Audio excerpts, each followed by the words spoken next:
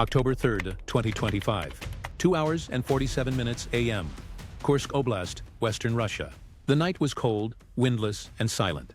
From the sky, the forest lines appeared as static veins of darkness, stitched together by narrow roads and frozen rail yards. Then, beyond that quiet surface, thermal cameras began to reveal a different picture. Lines of vehicles, clusters of heat signatures, movement around a fortified compound. For weeks, the Russian Western Military District had been expanding what analysts now call Depot 27, one of the largest ammunition storage facilities west of Moscow. The buildup had gone largely unnoticed by the public. Convoys moved only at night, their headlights masked, their cargo disguised under tarps and camouflage nets. But satellite constellations operated by Ukrainian intelligence, assisted by commercial imagery from Western partners, captured the pattern. Train cars filled with artillery shells, fuel containers and rockets, stacked in open lots and underground silos. The scale of the accumulation was unprecedented. Estimates suggested over $10 billion in ammunition and logistical assets concentrated in one sector. In Kyiv, analysts called it the perfect storm in waiting. Every day that passed, Russia's stockpile grew, and with it, the magnitude of a single catastrophic opportunity. For months, Ukrainian intelligence had shifted focus from frontline attrition to logistical disruption. The objective was no longer to destroy columns in motion, but to collapse the supply arteries feeding them. Drone warfare had evolved into a weapon of patience, precision, and timing. In late September, Ukrainian reconnaissance units began transmitting encrypted updates. Increased rail activity near Rilsk, unusual heat levels in underground bunkers, additional radar systems being deployed to protect the zone. The depot was nearing full capacity, and that meant only one thing. The trap was almost ready. Inside a secure facility in Sumy, a small team of operators monitored live feeds from dozens of drones orbiting the border region. The mission profile was simple in concept, complex in execution. Wait for saturation, then strike once. The decision to hold fire for nearly 3 weeks went against every instinct of active warfare. But Kyiv's command structure had learned from experience. Precision meant impact. Impact meant message. 2 hours and 41 minutes a.m. A final confirmation arrived from satellite imagery. 2 new cargo trains had entered Depot 27, each carrying over 300 tons of mixed ordnance, missiles, tank rounds, and aviation bombs. The system flagged the image with a single red marker. Maximum capacity reached. In a darkened control room, the senior operator leaned closer to his monitor. The lights were dimmed, screens glowing pale green over the crew's faces. No one spoke. The mission timer had just been set to 0. Ukrainian High Command authorized Operation Ember Field, a coordinated drone assault designed not for immediate tactical gain, but for strategic paralysis. Across multiple launch sites in Sumy and Kharkiv oblasts, truck-mounted catapults unfolded their arms toward the eastern horizon. Technicians verified telemetry links, rechecked fuel cells, and armed the warheads. Each drone, custom-built by a coalition of private Ukrainian manufacturers, carried a 20-kilogram thermobaric payload, lightweight, silent, and nearly invisible on radar. They were engineered to bypass short-range defenses through unpredictable flight patterns. At 2 hours and 49 minutes a.m., the command word was transmitted. Mullet, hammer. One after another, the drones lifted into the darkness. 50, then 60, then 80 units, each taking a separate route toward Kursk Oblast. Their ascent was almost soundless, a slow hum fading into the cold air. From afar they looked like faint moving stars. In Russian radar stations near the border, operators began to notice irregular echoes, tiny blips too small to trigger alarms. Most were dismissed as false readings or atmospheric noise. That hesitation would cost them dearly. At 3 hours and 02 minutes a.m., the first drone crossed into Russian airspace, maintaining low altitude to avoid radar lock. 2 minutes later, 12 more followed. The swarm began to converge silently toward the depot complex. Unaware of the incoming threat, Russian guards continued their routine patrols around the perimeter fences. The night seemed uneventful. Then faint static filled the radio frequencies. Shortwave interference. One officer glanced up, confused, as a low buzzing sound emerged in the distance. By the time he raised his flashlight, it was already too late. If you're enjoying this video, subscribe and turn on notifications so you don't miss the next update from the front line. And if you like it, it really helps this channel continue. Your support keeps us moving forward. October 3, 2025. 3 hours and 07 minutes a.m. Kursk Oblast. The first detonation was small, barely more than a flash in the dark horizon. A Russian sentry stationed near the northern fence turned his head, thinking it was a flare from a nearby training field. Then came another light, brighter, closer, followed by a delay. and a single heavy blast that shook the ground. The sky flickered again, and this time the guards understood. It wasn't an accident. Inside the depot's perimeter, panic spread within seconds. A drone had struck one of the open ammunition lots, setting off a fire among stacked artillery shells. Radio chatter filled the airwaves. Officers shouted orders to close access gates and activate emergency protocols, but most of the security personnel had no idea where the attack was coming from.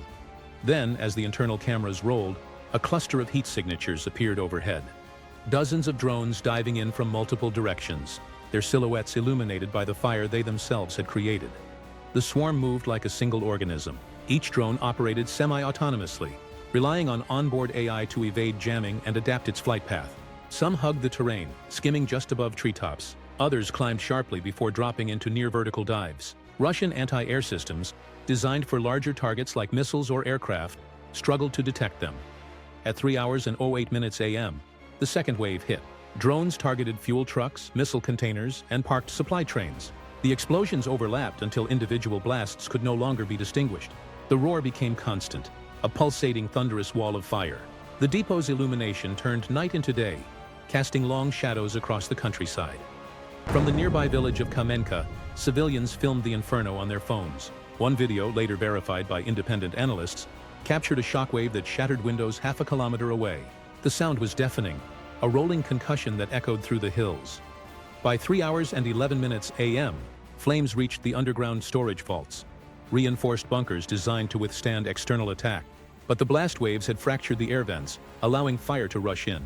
Within moments, the pressure reached critical levels. The result was a massive subterranean explosion that ripped open the ground itself, ejecting soil and debris like a volcanic eruption. Witnesses said the entire horizon turned orange. Thermal cameras recorded temperatures exceeding 1,500 degrees, hot enough to vaporize steel. Ammunition trucks parked in the outer zones began to cook off, each one triggering another. From orbit, Western satellites detected a sudden bloom of infrared light so intense it saturated sensors. Russian emergency services tried to respond, but communication lines were gone. Mobile towers within 5 kilometers had been destroyed by the blast. Roads leading to Depot 27 were blocked by burning wreckage and falling debris. Helicopters from the Ministry of Emergency Situations hovered nearby but could not approach due to residual explosions. Inside command bunkers hundreds of kilometers away, officers struggled to understand what they were seeing. Some believed the facility had been hit by ballistic missiles. Others suggested an internal accident. Only hours later would they confirm the truth. The attack came entirely from unmanned systems. The firestorm continued for over 40 minutes. The plume of smoke extended nearly 2 kilometers high, visible from satellites in polar orbit. Locals described the light as brighter than dawn. When the final explosions faded, what remained was an apocalyptic landscape. Craters overlapping like scars, metal twisted into spirals, and fragments of drone fuselages scattered among the ashes. The depot, once the heart of Russia's regional supply chain, had been erased from existence. October 3, 2025, 9 hours and 40 minutes a.m. Moscow. In the Kremlin's crisis room, screens showed infrared satellite images glowing red over Kursk. Officials spoke in tense, clipped tones. Loss estimates arrived hour by hour, each more staggering than the last. Over $10 billion in munitions, missiles, and vehicles, gone in a single night. For Russia's war planners, the loss was more than material. It was psychological. Depot 27 had symbolized resilience, a deep protected reserve zone believed to be out of reach of Ukrainian strikes. Now that illusion was shattered. Emergency directives ordered all remaining depots relocated deeper inland, extending supply lines by hundreds of kilometers. Military engineers were tasked with creating underground storage networks, but such construction would take months. Meanwhile, frontline units began reporting ammunition rationing. In Kiev, the mood was restrained but electric. Intelligence officers observed the blast zone from orbital imagery, analyzing every detail for future replication. They confirmed a 97% strike accuracy rate, a level unheard of for drone warfare at this scale.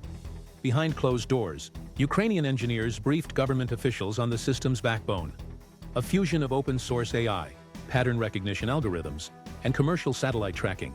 The operation had been as much a software victory as a military one. By correlating heat signatures, traffic density, and supply manifests, the AI predicted the depot's maximum capacity window with near-perfect timing. The strike wasn't just precision, it was prediction. In Western defense circles, the event sent shockwaves. Analysts from RAND and the Institute for the Study of War labeled it the first algorithmic offensive. The lesson was clear. In modern conflict, the side that controls data, not just territory, controls momentum. Russian media tried to contain the story, but images leaked too fast. Amateur videos spread across Telegram, showing explosions lighting up the night like a sunrise. Within hours, hashtags like Kursk Inferno and 10 billion night trended globally. Moscow's disinformation units attempted to frame the incident as sabotage by local extremists, but internal chatter from Russian soldiers soon contradicted the narrative. By October 4th, the Russian Ministry of Defense quietly reclassified several strategic depots as inactive zones, an acknowledgement of the growing threat from unmanned attacks. Their confidence in perimeter defenses had evaporated. In the weeks that followed, intelligence agencies across Europe and Asia dissected every frame of the Kursk footage. What they saw was not simply a drone strike, it was the evolution of military doctrine. Traditional warfare had revolved around movement, terrain, and firepower. But this attack showed a different reality. The future belonged to the invisible, to algorithms that could calculate vulnerability more effectively than generals. Ukraine had demonstrated a principle the Pentagon had theorized for years, but never tested under fire: delayed dominance, waiting until the opponent is most exposed, then executing a single, overwhelming strike. The timing transformed small drones into a weapon of strategic mass destruction. Russia's retaliation came in the form of renewed missile barrages on Ukrainian infrastructure, but the effect was limited. Power grids were repaired within days. Meanwhile, Western nations accelerated delivery of counter-drone systems, and private defense firms began marketing new anti-swarm solutions modeled after the Kursk incident.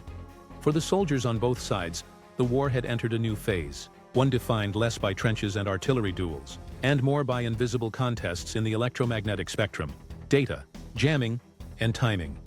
As winter approached, the skies over Eastern Europe grew quieter, but no one mistook that silence for peace. Somewhere above the border, satellites still watched, and unseen drones circled far beyond radar range, waiting, just as Ukraine had waited, for the next moment of opportunity.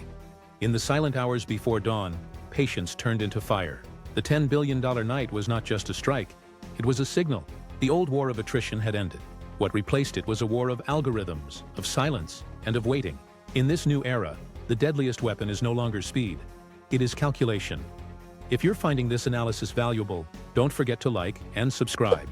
It helps this channel continue bringing you detailed breakdowns of the war's hidden battles. Thanks for watching this far.